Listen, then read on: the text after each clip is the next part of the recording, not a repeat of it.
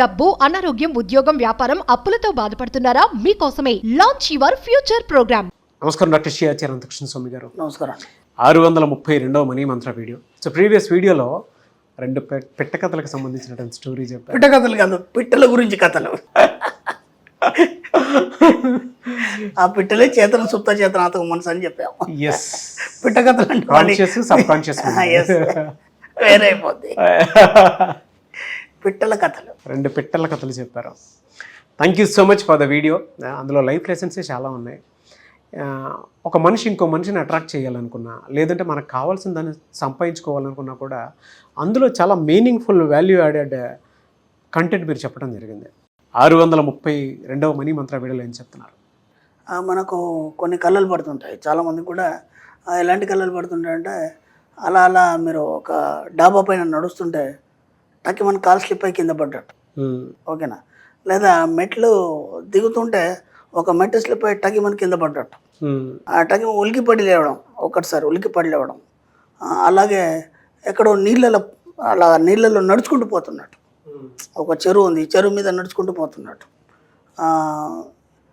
ఇంకోటి ఏంటంటే, ఎక్కడో ఏదో ఇట్లా మనం ఊరు బయట పోయినాము, కూర్చున్నాం అనుకోకుండా చేయిట్లో పెట్టి మట్టి తీస్తే దాంట్లో ఒక కాయిన్ వచ్చినట్టు, తీసుకుపోతుంటే కాయిన్స్ వస్తున్నాయి, తీసుకుపోతుంటే కాయిన్స్ వస్తూనే ఉంటాయి.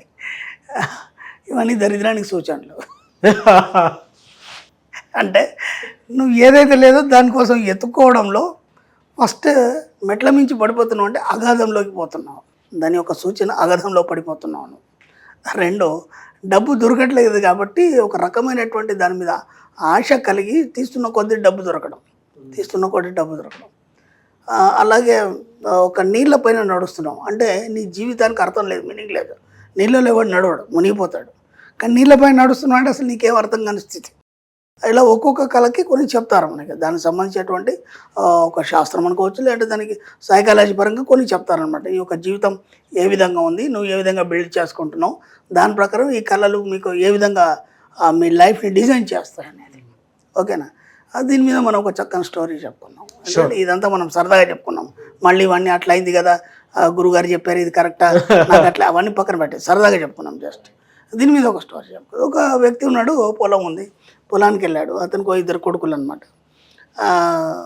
కొడుకులైతే కష్టపడాలి, పొలానికి వెళ్ళాలి, పంట పండించాలి, ఇవన్నీ ఉంటాయి కదా. వెళ్ళిన తర్వాత అనుకోకుండా పొలం నాగలేస్తూ అవుతున్నాడు. దున్నుతుంటే అనుకోకుండా అక్కడ ఒక కాయిన్ వచ్చింది అతనికి. కాయిన్ రాగానే నిజంగానే అదే కాయిన్ వచ్చింది కదా అని చెప్పేసి అన్ని పక్కన పడేసి గుణపం తీసుకొని తవ్వుతాపండి, ఇంకా లోపల ఏమైనా ఉన్నాయని. కాయిన్ వస్తూనే ఉంది, ఓకేనా? ఆ తర్వాత పార తీసుకొని అంతా తీస్తూ ఉన్నాడు, పక్కన సంచులు వేస్తున్నాడు. రాత్రి అయిపోయింది. పిల్లలకు కబురు చేశాడు, ఎవరు వెళ్తుంటే మా పిల్లల్ని రమ్మనండి. పిల్లలు వచ్చారు. ఇదంతా ఏవైతే కాయిన్స్ తీశాడో ఆ కాయిన్స్ అన్నీ ఒక సంచిలో వేసి తీసుకెళ్ళమన్నాడు. అయితే మళ్ళీ ఒకవేళ తవ్వడం అయిపోతుందేమో అని చెప్పేసి నైట్ అంతా తవ్వుతూ ఉన్నాడు. ఆయనకి ఎప్పుడు వీలైతే అప్పుడు కొంచెం రెస్ట్ తీసుకుంటున్నాడు, తవ్వుతున్నాడు. అలా తవ్వుతూ కొన్ని సంవత్సరాలు గడిచిపోయింది. కాయిన్స్ వస్తూనే ఉన్నాయి, అవి పంపిస్తూనే ఉన్నాడు పిల్లలకి, ఓకేనా? ఆ తర్వాత ఇతనికి ఒక 50 సంవత్సరాలు వచ్చేస్తాయి, ఓకేనా?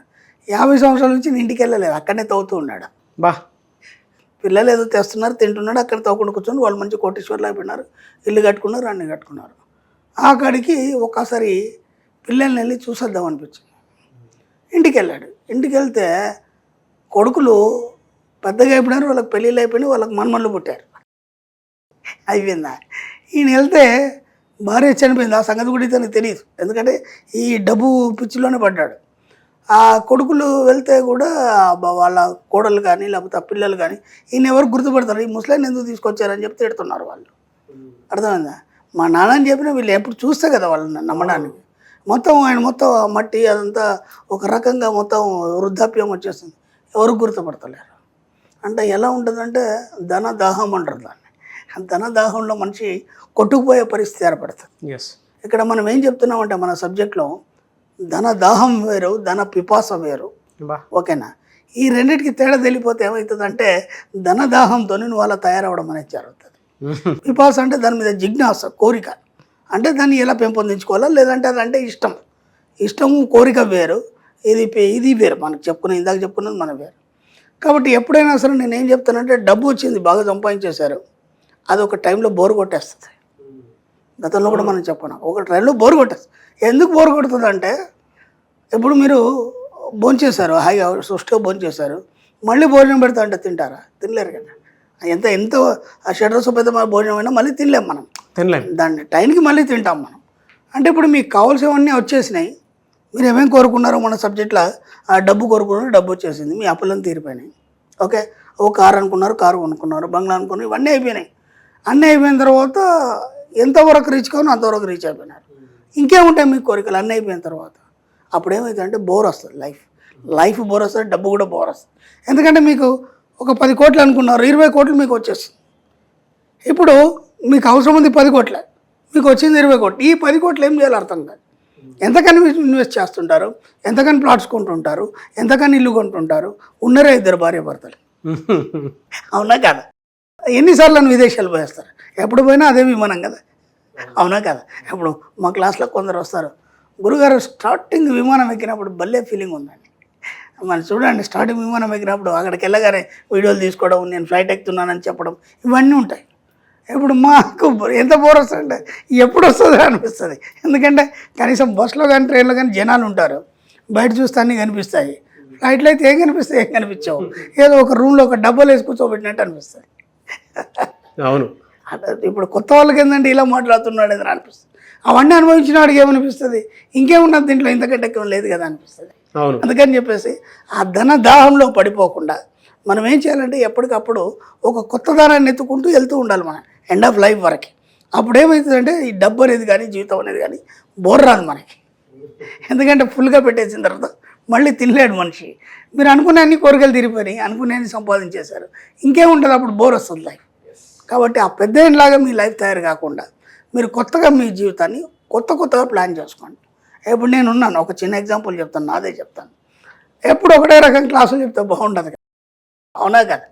కాబట్టి మనం దాంట్లో ఏం చేసామంటే, ఒక వేరియేషన్ కోసం లేదా ఒక కొత్తదనాన్ని చూపించడం కోసం మనం ఒక స్పెషల్ క్లాస్ అని పెట్టాం, లేదంటే ఇంకో కొత్త ప్లేస్లో క్లాసులు పెట్టాం. ఇప్పుడు ఏమైంది, చాలామంది వాళ్ళ జీవితంలో చూడని ఒక కొత్త ఆనందాన్ని అక్కడ గోవాలో దాన్ని ఎక్స్పీరియన్స్ చేశారు. ఎందుకంటే ఒక మంచి రిసార్ట్స్, ఆ రిసార్ట్స్ అని ఎందుకు పెట్టాం మనం? ఏదో ఒక హోటల్ తీసుకొని దాంట్లో రూమ్ పెట్టచ్చు. రిసార్ట్ అంటే ఏంది, అప్పట్లో గురుకులాలు ఉండేది మనకి. ఆ గురువుల దగ్గర విద్య నేర్చుకోవడము, ఆ సాంప్రదాయము, ఆ అట్మాస్ఫియరు, అవన్నీ వాడికి ఒక రకమైనటువంటి ప్రకృతిలో ఉండి నేర్చుకునే ఒక ఆనందాన్ని కలిగిస్తాయి. ఓ రిసార్ట్స్ అంటే కూడా మనకు అలాగే ఉంటాయి కదా, ఊరు బయట ఉంటాయి, చెట్లు ఉంటాయి, అక్కడ మన అప్పుడు కొలంలు ఉండేది, ఇప్పుడు మనకి స్విమ్మింగ్ పూల్స్ ఉన్నాయి, అవన్నీ ఉన్నాయి కదా, దాదాపు దాని దగ్గర వాతావరణమే. అందుకని మనం అలా దాన్ని క్రియేట్ చేయగలిగినాం. ఎప్పుడో ఒకటే హాల్లో పెట్టేసి ఏసీలు పెట్టేసి అదే చెప్పినాం అనుకో, బోర్ అయిపోతుంది. అందుకని చెప్పేసి కొత్తదనాన్ని కలిగించాలి. కొత్తదనాన్ని చూపించినప్పుడు మనసు కొత్తదనాన్ని కోరుకొని కొత్తదనాన్ని ఆస్వాదిస్తుంది. కాబట్టి మీ జీవితంలోకి వీలైనంత మట్టుకి కొత్తదనాన్ని ఆస్వాదించే ప్రయత్నం చేయండి, ధనదాహంలో కొట్టుకుపోకండి. ఫ్యాంటాస్టిక్ అండి.